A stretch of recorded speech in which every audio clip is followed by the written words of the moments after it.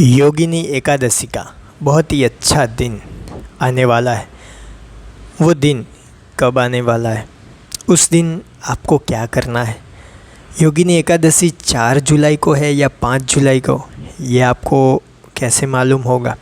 व्रत कब है, कौन से शुभ मुहूर्त में पूजा करनी चाहिए, क्या करना चाहिए, क्या नहीं करना चाहिए, कैसी पूजा करनी चाहिए, ये सारी बातें हम इस वीडियो में जानने वाले हैं।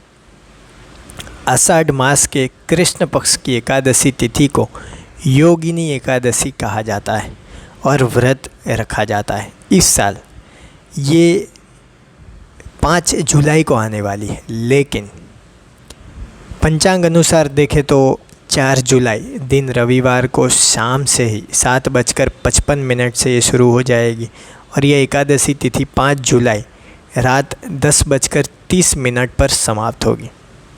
क्योंकि उदया तिथि के साथ ही एकादशी तिथि 5 जुलाई को पूरे दिन रहेगी, इसीलिए योगिनी एकादशी व्रत 5 जुलाई को ही रखा जाएगा। तो आप कोई भी चिंता ना करें, असमंजस निकाल दें और 5 जुलाई को ही व्रत रखें।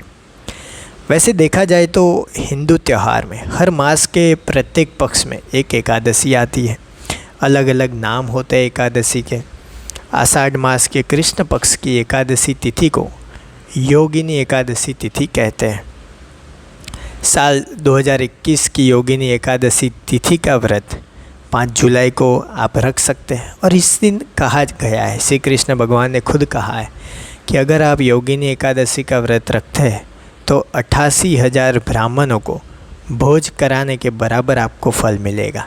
88,000 ब्राह्मण, जो आप एक साथ उसका व्रत तो उनको भोजन तो नहीं करवा सकते, लेकिन खुद व्रत रखकर इसका फल अवश्य ही प्राप्त कर सकते हैं। और योगिनी एकादशी का पारण समय क्या है। 5 जुलाई को रखी जाने वाली योगिनी एकादशी व्रत का पारण अगले दिन 6 जुलाई मंगलवार को करना है।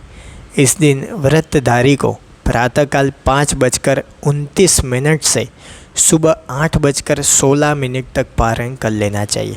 फिर से एक बार समय ध्यान में रख लीजिए, प्रातःकाल 5:29 से सुबह 8:16 तक। एकादशी व्रत के नियमों के अनुसार व्रत का पारण द्वादशी तिथि के समापन से पूर्व तक कर लेना चाहिए, ये अच्छा रहेगा। कई अलग अलग व्रत कथाएं भी हम जानते हैं, समझते हैं। योगिनी एकादशी की भी व्रत कथा है कि प्राचीन काल में अलकापुरी नगर के राजा कुबेर का माली हेम का कार्य हर दिन भगवान शिव की पूजा के लिए मानसरोवर से पुष्प लाता था। अपनी ही पत्नी के साथ स्वच्छंद विहार के कारण माली को एक दिन फूल लाने में देरी हुई, जिसके चलते राजा कुबेर बहुत ही क्रोधित हुए और माली को कोढ़ी होने का श्राप दे दिया। इस श्राप से इसका प्रभाव पीड़ित हेममाली भटकते हुए मार्कंडेय ऋषि के आश्रम पहुंचा था। वहां माली की दशा की जानकारी करने के बाद ऋषि ने उसे योगिनी एकादशी व्रत करने को कहा। व्रत के प्रभाव से हेममाली का कोढ़ समाप्त हो गया और उससे मोक्ष की प्राप्ति हुई। तो इस तरह से एकादशी का बहुत ही बड़ा महत्व है, बहुत ही बड़ा पुण्य योगिनी एकादशी से मिलता है। योगिनी एकादशी बहुत ही खास, बहुत ही पवित्र मानी गई है। भगवान विष्णु की आराधना करने के लिए बहुत ही अच्छी है। भगवान विष्णु की पूजा अर्चना आप करें, उसकी सामग्री जो भी जैसे भी आप पूजा करते हैं वैसे कर सकते हैं, लेकिन यहाँ पे कुछ पूजा विधि हम आपको बता देते हैं। सुबह जल्दी उठकर स्नान करना चाहिए। घर के मंदिर में दीप प्रज्वलित करें। भगवान विष्णु का गंगा जल से अभिषेक करें। भगवान विष्णु को पुष्प और तुलसी दल अर्पित करें। भगवान विष्णु की आराधना करें। अगर संभव हो तो इस दिन व्रत रखें। व्रत रखना बहुत ही आवश्यक है। आपको कुछ सामग्री लिस्ट में आपको दे देता हूँ। श्री विष्णु जी का चित्र अथवा मूर्ति, पुष्प, नारियल, सुपारी, फल, लौंग, धूप, दीप, घी, पंचामृत, अक्षत, तुलसी दल, चंदन और मिष्ठान।